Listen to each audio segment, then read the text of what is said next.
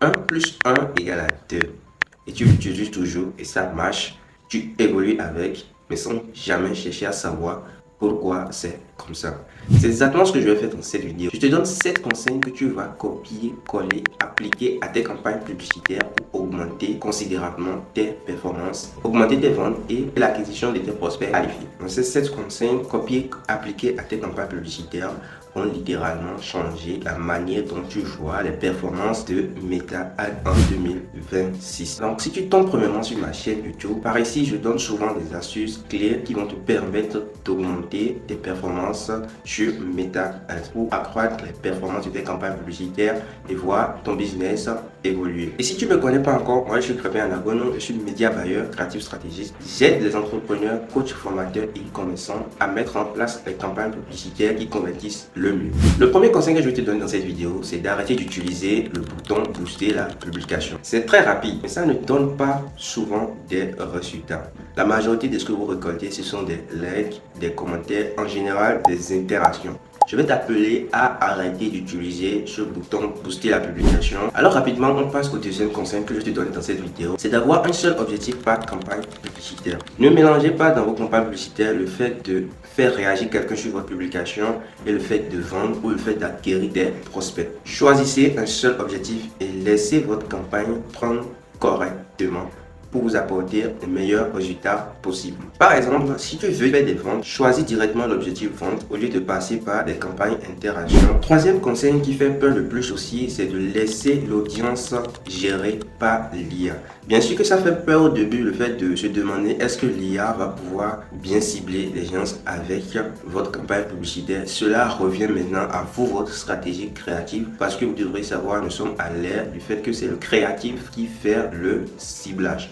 Donc ça fait peur au début, mais pour augmenter vos performances en 2026, vous devrez prioriser l'audience large Advantage Plus. Par exemple, au lieu de cibler des femmes de 30 à 45 ans qui aiment le sport, laissez l'IA vous chercher des personnes qui sont prêtes à passer à l'action sur votre offre, sur votre produit ou votre accompagnement. Aujourd'hui, l'IA est capable de vous trouver des meilleurs profils qui vont prendre votre offre. C'est ce que nous on utilise avec nos clients et on a énormément de résultats qui sont parfois même supérieurs à l'avant Andromeda. Avant de passer au quatrième conseil, je vais te laisser mon lien WhatsApp en description. Si tu veux te faire accompagner sur tes campagnes publicitaires, n'hésite pas à me contacter directement en message privé WhatsApp pour qu'on discute ensemble. Donc passons sur le quatrième conseil que je vais te donner dans cette vidéo pour augmenter tes performances sur Meta Ads. C'est le fait de renouveler régulièrement tes publicités.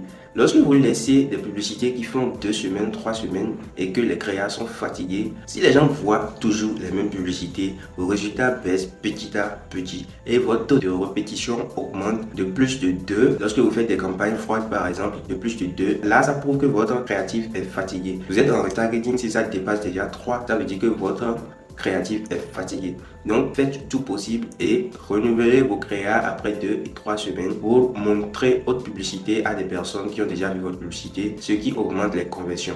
Cinquième conseil que je vais te donner dans cette vidéo, c'est le fait de viser des actions et non juste des clics.